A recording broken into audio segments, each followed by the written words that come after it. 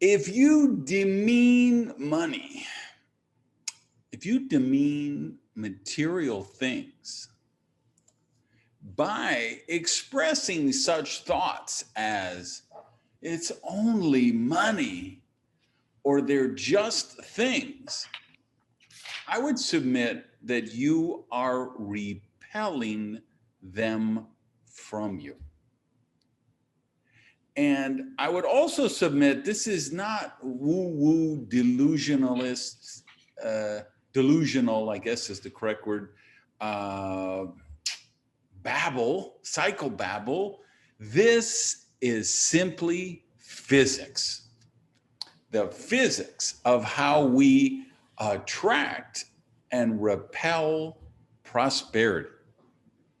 Hey, good morning from Miami. Good afternoon, good evening, wherever else in the world you may be. Please check in the chat and let us know where you're watching from. If you're on the replay on the YouTube channel, same thing. Welcome to the Prosperity Unchurch. This is a for-profit prosperity ministry that I do with a celebration service every Saturday morning at 10 a.m. Eastern, as in New York, Miami time. And then we rebroadcast it every Monday on the Power Prosperity podcast and also post it on my Prosperity TV YouTube channel. If you're new here, it's not a church, it's not a religion, it really is the unreligion. It's the unchurch for people who don't like to go to church, or people who, and people of all different faiths and people of no faith. It's just a lesson every week on the principles of prosperity, generosity, and free enterprise. And I do this on a love offering basis, meaning you contribute whatever you feel the lessons are worth to you. If you want to make sure you never miss one, you could subscribe to the podcast, Power Prosperity Podcast, or subscribe to the YouTube channel. I want to start this week with the homework from last week. The lesson, because I think it kind of sets the tone for where we're going to go from here for the rest of the lesson. The topic last week was overcoming to become. So, and the homework I gave you was think of the best example in your life when a closed door led to a better outcome. And then the second assignment I gave you was list the 3 greatest setbacks or challenges that created the most growth for you. So I'm looking for a volunteer who wants to kind of share that they did the homework and want to share their thoughts.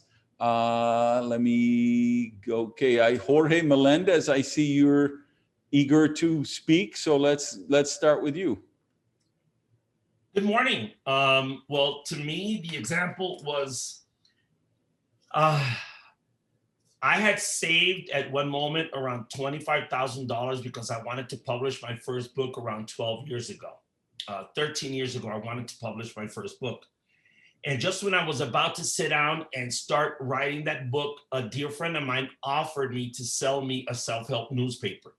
I had just walked out pretty much of the journalistic world. I had been a journalist for almost 18 years at the time for 2 dailies in Puerto Rico. And I said, well, I'm a journalist. What the hell? I think I could own a newspaper. Unbeknownst to me, my ignorance, I thought it would be translating an occupation into a dedication, which I did not have a lot of the tools to really run the business adequately. So 3 years into that investment, I had lost $350,000. I was mirrored into looking into bankruptcy, and I had to sell the newspaper for 1/5 of what it was worth after I had lost all that. So when that door closed, I thought that I had lost it all. It took me a year to get back up, but then eventually I was able to write that first book coming out of that door that closed. Eventually I had to take accountability. I had to look about what was I not willing to look at, what other things that I was not really willing to train myself and dominate to really learn and lead a business properly. And then eventually I was able to write the book, which I published 10 years ago. Love it. Yeah, and I think the thing I want people to really get out of these lessons, because if you remember last week, I offended and shocked some people when I talked about that suffering was part of prosperity, that disease and illness is part of prosperity, that death is even part of prosperity, because you can't have life without death, or at least not yet, although we're working on it, right? You can't have can you really have true happiness if you have never experienced sadness, right? Can you appreciate a place like Hawaii or Alaska if you're just born there and that's all you've ever known?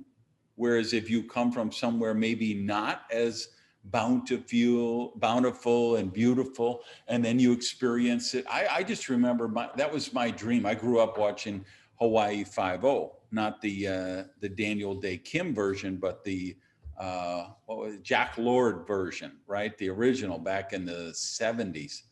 And oh my dream was one day I'm going to Hawaii. And then that dream, right? That iconic theme song, right? In my brain. Yeah. So, and then that dream kind of morphed into, I'm going to find somebody to go to Hawaii with me. And then it evolved into, I'm going to find somebody to go to Hawaii with me, and we're going to fly there first class, and we're going to get a suite on the ocean. And so that dream, that vision really crystallized. It was one of the things I put on a vision board.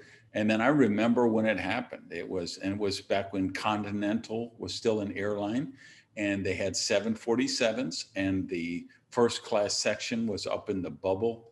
And that was the first time I'd ever ridden first class, right? I was growing my business, so I was flying economy everywhere, saving my money, reinvesting it in the business. And then I kept socking away all my frequent flyer miles. And then I had enough for 2 first class tickets to Hawaii for a 2-week dream vacation. It was, but I don't think I would have appreciated Hawaii as much as I was born there than as the fact that I was born in Wisconsin, where we have 60 below wind chill factors in January and 2 feet of snow on the ground sometimes. And it doesn't quite have the mountains and the volcanoes and the palm trees and the things that Hawaii does. And so that's an important part, is recognizing that there's nothing, you didn't do something wrong because your beloved pet died or a loved one passed away or you're facing a challenge. Challenges are part of the process. These obstacles are stepping stones that allow us to grow and become the person we're meant to be. So let me see. We have something that was very critical also for that door opening was stop being a victim of myself in the whole situation of where I lost the business and becoming accountable and responsible for it. Yes. Yeah, it does do the personal thing. All right, I'm looking for other volunteers. I see we got Rena in the house. We got David from Napa Valley Wines, in the wine region, in the house. I have the lovely and talented Lornette, who sent these beautiful birthday flowers to me. She sends me flowers nicer than the flowers I send myself. There's not many people who do that. Jedi Bob Berg is in the house, I see. Anyway, we got any other volunteers? Raise your hand. Let me know if you want to share your homework. Okay, Esther in, okay, so I'm going to ask to unmute. Okay, so unmute, please, and then you can share your homework.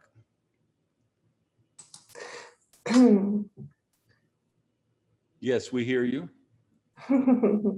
I think returning Miami and Florida, I think this is the biggest gift because this place, Budapest, is an awesome, beautiful city where I live. But I think Miami, the lights give some kind of gift for me with the ocean and the nice weather.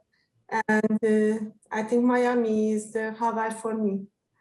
And I think the suffering, which higher level economic understand to travel to somewhere is totally different than for us because our payments and work is so much less than a European economical or a United States. So when we work for something, we afford everything what you do in the United States or in Europe, but to travel to a higher class is some kind of special gift for us.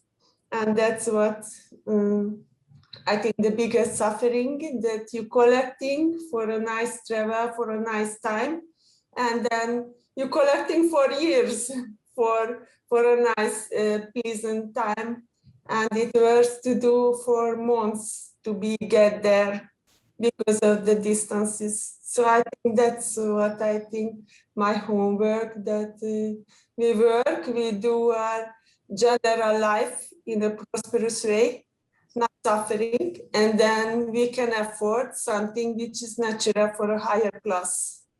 I think that's the biggest lesson for us, that we live in a nice way without suffering anything, and then you can afford something which is Hawaii from Wisconsin, and I think gift every time. And I'm waiting too much after the last Sandy. All right. Well, thank you. And we plan to be get there and we get a gift to return. And it always remember me if we get a hurricane, then we get the hurricane to return. Yeah. All right. Yeah, that's part of the thing. Yeah, like Yes, I think. And I live in Miami. Different. You think that you get the hurricane, for example, that remembers you that you will be here shorter to be working harder, and next time you think at the hurricane times when you leave Florida, for example, me, that next time you will be get there longer, and I think it depends on the thing. Yes. All right. Thanks for sharing that. Hurricane's a great example. I mean, people that say that to me all the time. Aren't you worried about the hurricanes? Or same thing when I'm in California, they say, what about the earthquakes?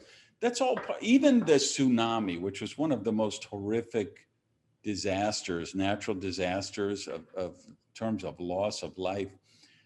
All that salt water that went in all those places in Asia, and that they thought this is going to kill all the plants and the vegetation. It'll be decades before these areas come back to life because these plants grow only on fresh water. They can't grow with salt water. The salt water has killed them all. And actually, by the next year, it was some of the most abundant wildlife they had ever seen. Right? There's always yin and yang. There is always different aspects to that.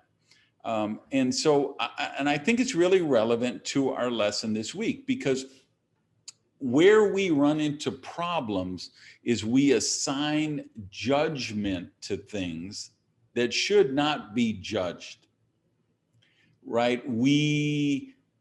If a coconut falls off a tree and hits you in the head, you're mad at the coconut or the tree, but that's just the way nature's supposed to work. This is how nature reproduces, right? Is watermelon seeds grow into future watermelon, and acorns grow into oak trees, and things die and things are birthed, and it's not about assigning positive, negative, good and bad, because when we do that, we assign emotions. We experience emotions, and we ascribe human emotions to non-human things, which means we ascribe human motivations to non-human things. So if you assign the motivation that this hurricane is a mean entity that is coming to destroy Miami, you're totally making that up, okay? The hurricane is just the way nature replenishes itself. This is how the earth cools the temperature and maintains its balance with the atmosphere and the oceans and gravity and going around the sun and all of those physical physics aspect of it. So I'm maintaining that prosperity is physics. And that's what I want us to really do a deep dive in the lesson this week. Millions and maybe billions of people see prosperity as some kind of mystical process. And that's the thing I want to really dispel in this lesson. There's nothing really mystical about it. The things we think are mystical are usually pretty fact-based, scientific, natural phenomenon that we just don't understand very well. So we ascribe these metaphysical, these mystical, these magical qualities that really don't apply there. They just don't apply.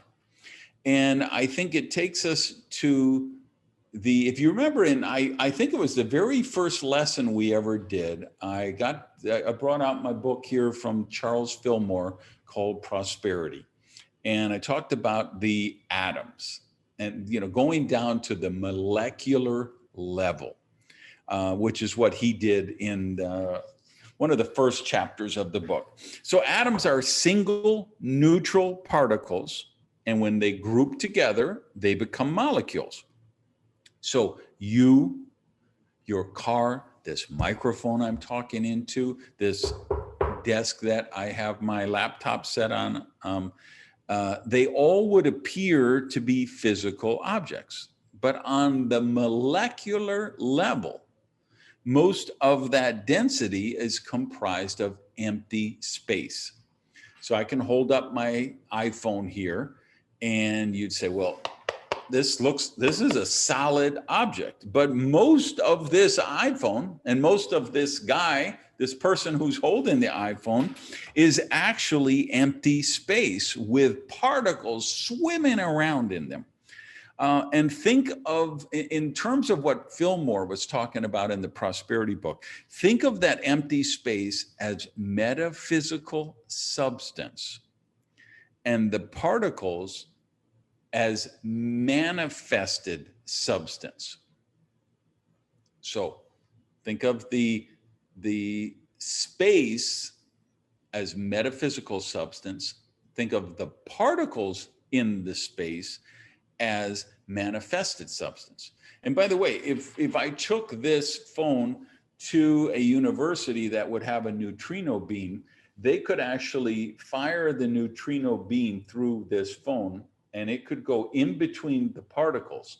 And proportionately, the difference between the beam and the nearest particle is proportionate to the distance between Earth and the moon.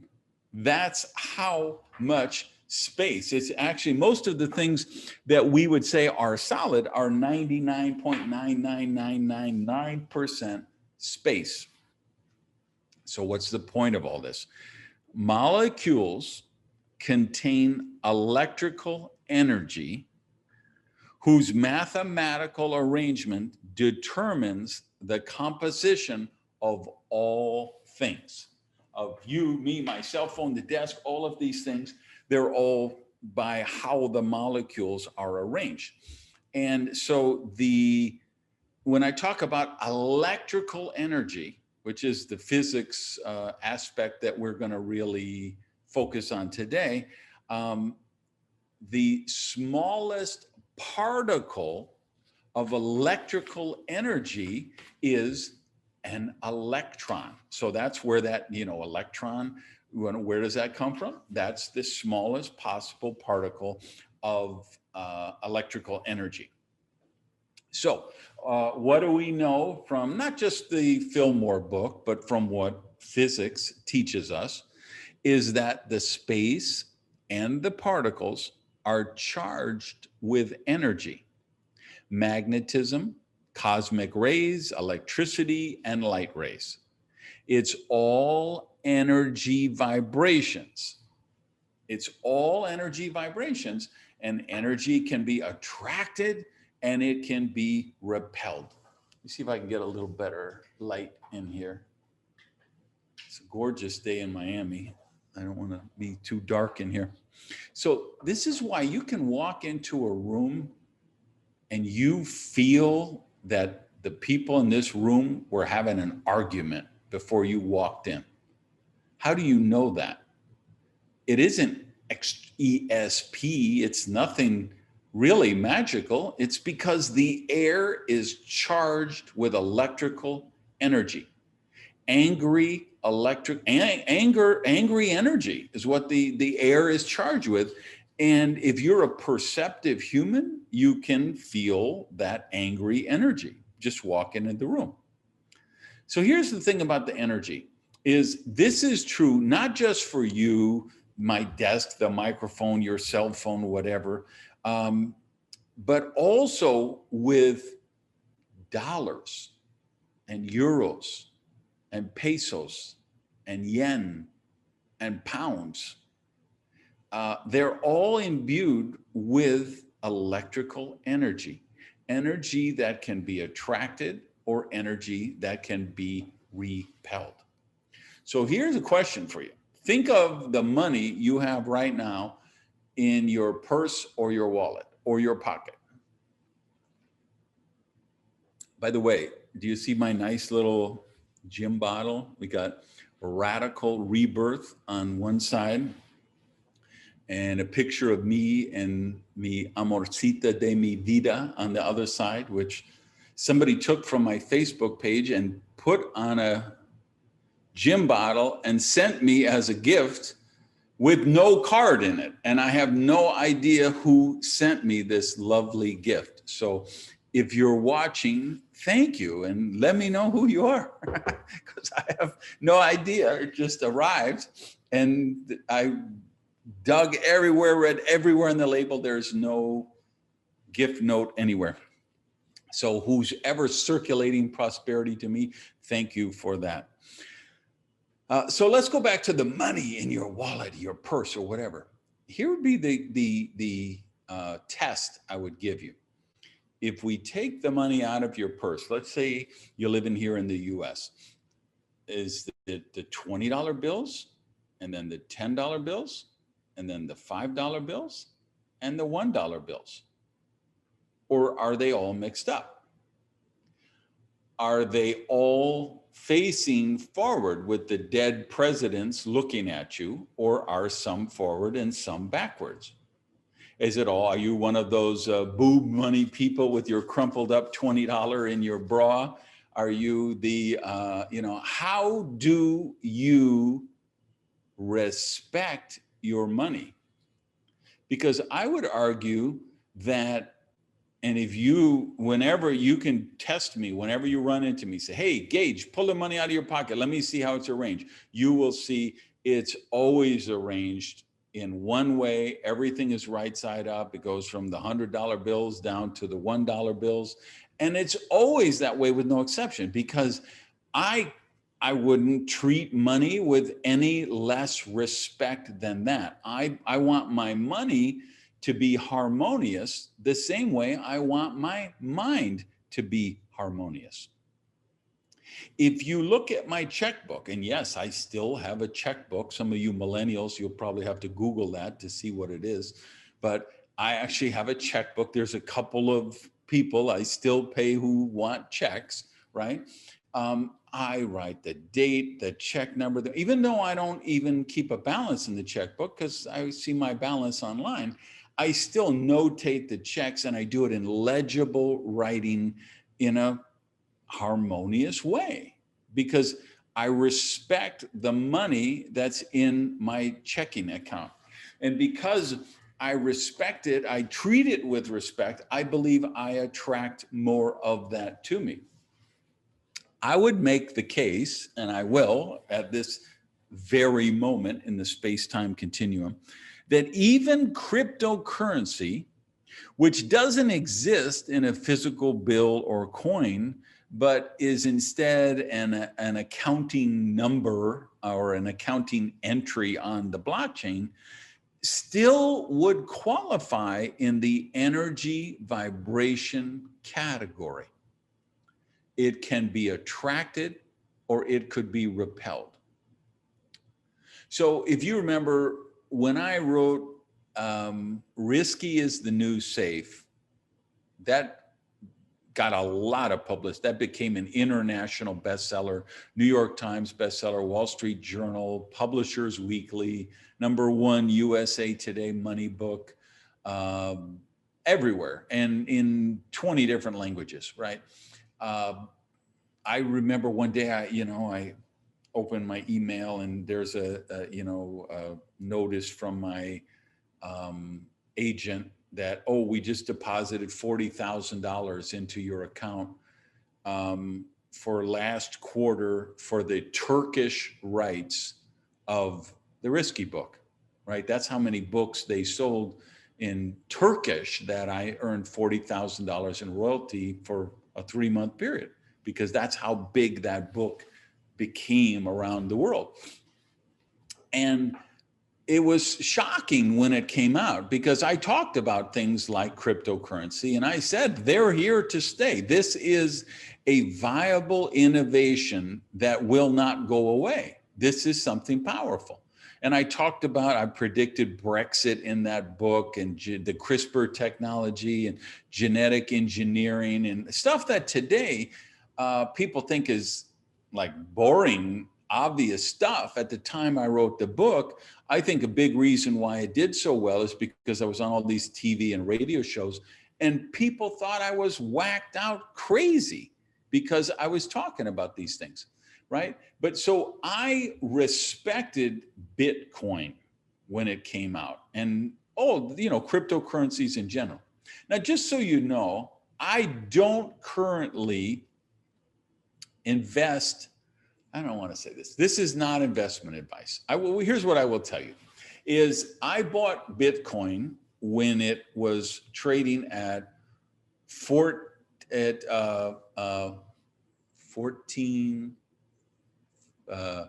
$40, when it was $40. No, when it was, I think like $40, and I sold it when it was $15,040 or $14,040. And I had a lot of Bitcoin. So if you do the math, you'd say, oh, I made a ton of money, right?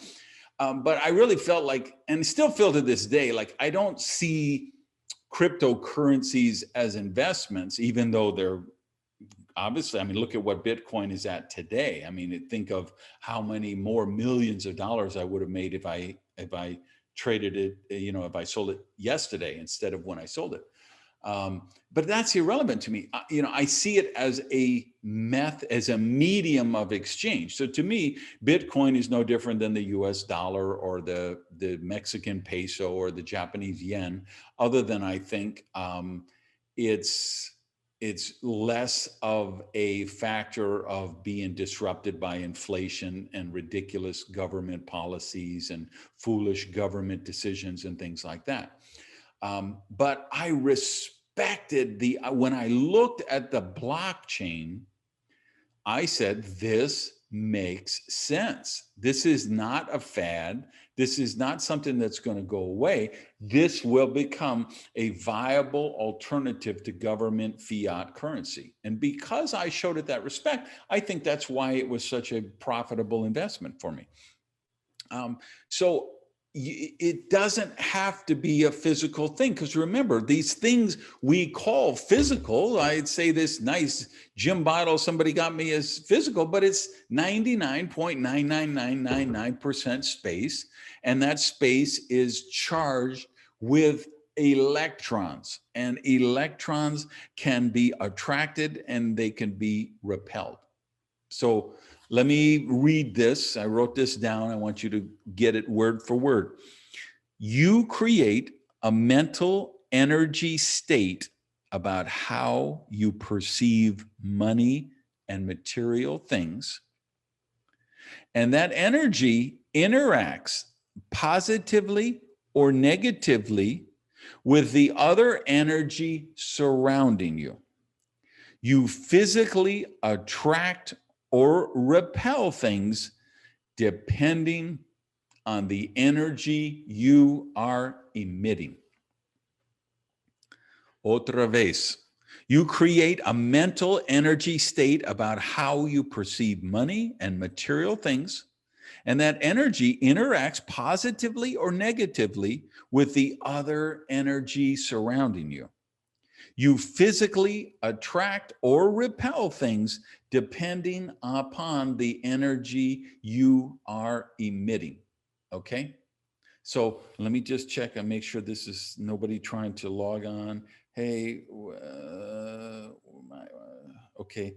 All right, got that. Paula, got that. Jorge. Jorge, you are. And by the way, is Jose with us yet? Do I need to, I want to make him a co-host if I see him on here. I know he had to come on late today. Haven't seen him yet. Yeah, I don't see him, so maybe he's not on yet. Okay. Yeah, Chris just wrote, Bitcoin hit 61K. Jose's on already. Just for you to know, he's on. I saw him just now. Okay, so Jose, is your camera off? No, he's on. If it's on, wave to me. I'm going through the screens. Okay, there you are. Okay, I asked you to unmute. Oh, I don't know. I don't need to unmute you. I need to co-host you. Never mind. Okay, so you're now a co-host. Yeah, so Chris has mentioned Bitcoin just hit 61K, right?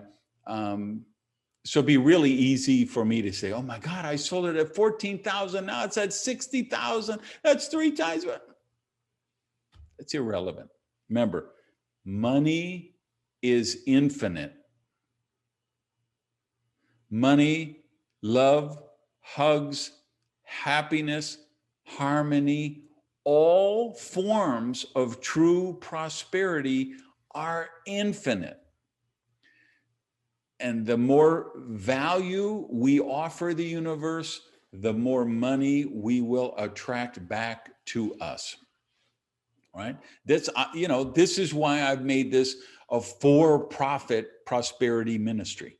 Right? People ask me all the time, hey, you should start a church. And I'm like, I'm not going to start a church. That's not congruent with the principles I live by, right? I don't see myself as a nonprofit charity, right? I believe in value for value exchange.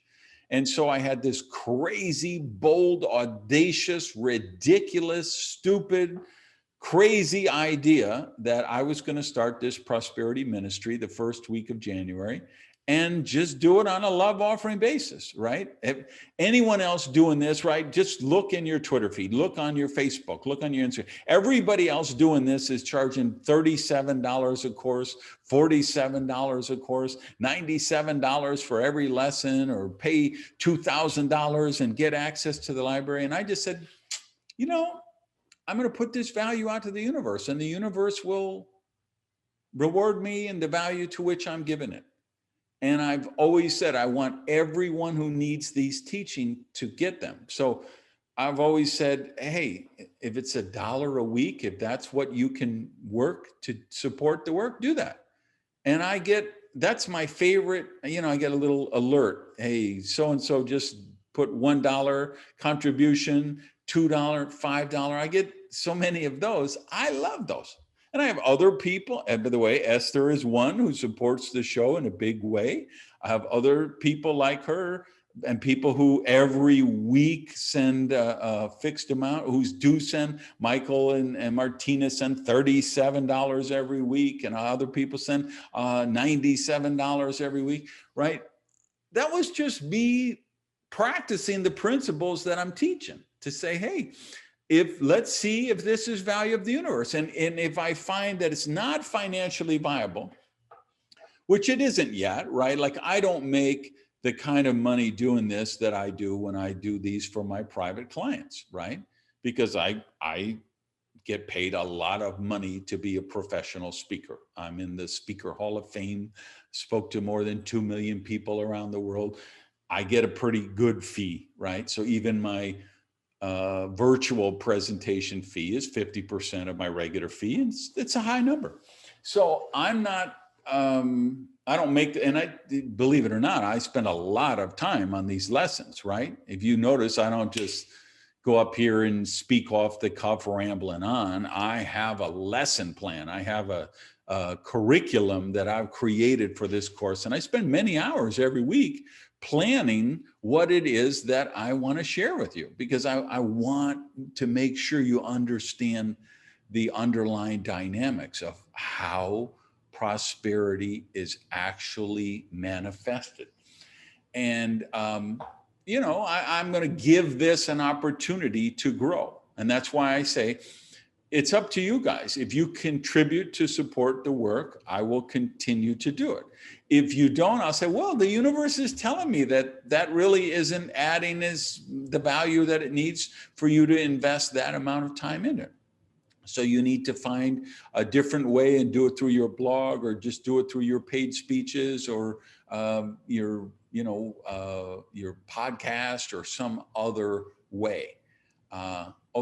So Paula put up, this is the page where you can support the work. It's just randygage.com/go for you guys who are listening on the podcast, randygage.com/go. And then you can practice the principles of circulating prosperity, just like I'm practicing the principles of free enterprise, generosity, and prosperity. Right? So we attract or repel prosperity. So this whole unchurch crazy, because believe me, I have friends who told me I was insane to do such a thing, right? To just put this out and tell people they could pay whatever they want to pay. My professional speaking friends were, pummeling me. But I just feel like, hey, I believe in these principles. This is how I became very wealthy, is living by these principles. And I think if I share these principles, it will put that value out to the world. Now, let's get really sexy with this. Here's what I want you to understand. This law of attracting and repelling energy vibrations doesn't just apply to money. It doesn't just apply to material comforts. It also applies to your mental harmony, to your health, to your relationships, and to your environment around you. You will attract or repel all of the different ways of prosperity based on the energy signals you're sending out. Hey, Gerardo, nice to see you in here. All right, so let's talk about some practical application, because I told you this isn't a bunch of woo-woo psychobabble. This is simple physics, right? So let me give you some examples. If you believe people with a lot of money are evil, your subconscious mind will work hard to make sure you don't become one. Simple physics. Let me say that again. If you believe people with a lot of money are evil, your subconscious mind will work hard to make sure you don't become one. Simple physics. All right, listen, let me get a Kleenex. Jorge or Paula or Jose, would you just tell people about the Spanish version when you do it and put it up, and give me 1 minute? I'll be right back. Hey, Jose, go ahead, Jose. Uh, okay, yes, hello everyone. We do have a space that we do every Saturday at 12 p.m. That will be 12 p.m. Mexican time, Colombian time will be 1 p.m. Eastern time. We're gonna put the information in the chat. And we do the same information that Ryan is doing right now. We do it in Spanish for the Spanish-speaking community with the same commitment and the same focus of bringing this information to them. All right, great. And is it in the, Yeah, the link is in the chat. Yes, it is already there. All right, beautiful. Thank you. So I said, if you believe people, a lot of money are evil, your subconscious will cause you to self-sabotage. Because that's what I did for 30 some years, because I was working consciously because I wanted to be rich. I said, I will be a millionaire by the time I'm 35 years old. So I was doing everything in my power to become a millionaire on the conscious level, but I had this terrible subconscious programming that rich people were evil people, and I didn't want to be an evil person. So subconsciously, I kept sabotaging myself. So this leads me to the next practical application. And if for some reason you do become rich, your uncle leaves you $200,000, you win the lotto for $5 million, your subconscious mind will work hard to make sure you find a way to self-sabotage your success. That's not woo-woo, that's simple physics. If you're a drama queen or drama king, craving constant chaos around you, you repel harmony. Simple physics. We all know people like that. They just attract every calamity, catastrophe. I piss off a lot of people when I say this, but I'm going to say it again. When the victim is ready, the calamity will appear. Okay?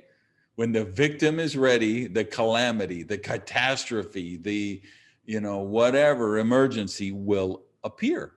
It's simple physics. Next one. When you share love, hugs, smiles, empathy, generosity, you attract even more back to you. Simple physics.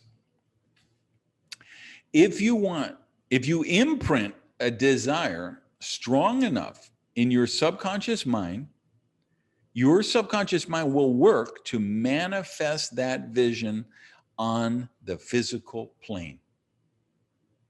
Simple physics. Your conscious mind has a thought, an outcome in mind. Your subconscious mind has an outcome in mind. Whichever one the subconscious mind is geared to, that's the one that's going to happen, guys. So anything you can do to imprint deeper onto the subconscious mind makes that more powerful than the conscious mind. And this is why we talked a couple of lessons ago about affirmations, writing down affirmations, writing the screenplay of your perfect day, recording affirmations that you play during meditations, creating a dream board with visual images of things you want to do, have, or become. So every time you walk by, even when it's in your peripheral vision, it's another impression on your subconscious mind. So when you imprint a desire strong enough in your subconscious mind, it will continue to work every day, relentlessly, 24 hours a day, until you manifest that on the physical plane. Simple physics. And then the last thing I would say is this. This is why I tell you that when you vibrate at a higher level of prosperity consciousness, you will attract the right people and circumstances to manifest abundance in your life. On the metaphysical level, You are bending the universe to your will. But on the scientific level, it's simple physics. Okay? Let me challenge you to be bold, daring, and audacious. Let me challenge you with how I start my day. I wake up every single day with the objective that I'm going to do something today to rearrange the universe. Okay? Now you can say I'm megalomaniacal, narcissistic, egotistical. It doesn't matter to me. I'm sure many people think those things about me. That's not my problem. That's their problem. I really believe that I have the ability, that you have the ability to rearrange the structure of the solar system every day when you wake up. So you could be sitting in Africa, as some of you are right now. You could be sitting in Liberty City or Overtown or Compton or National City or Barrio Bonanza in Colombia, in Bogota, or you could be in a barrio in Sao Paulo, Brazil, in the heart of the most devastating poverty, and you still can do something today to rearrange the solar system. Do you get that? Do you really get that? And I know you do, by the way, Svetsyn Ivanov. I can read it on your face as you're, nodding along. Your smile. It's the first time you just broke into such a big smile that with the audacity of that statement. But remember, when you go to Whole Foods Market, and instead of just throwing your peanut butter on the thing and you look at the cashier and you say, "Hi, how are you today?" You've changed some energy vibration that will have a different effect in the universe. There's going to be something different about the way they say hi to the person in line behind you, or the way they treat their children when they go home. And because they have a little more empathy and a little more happiness or a little more self-esteem, they treat their child a different way, and that child grows up to invent the cure for cancer. And you did that last Tuesday when you went to the supermarket, and you don't even know you did it.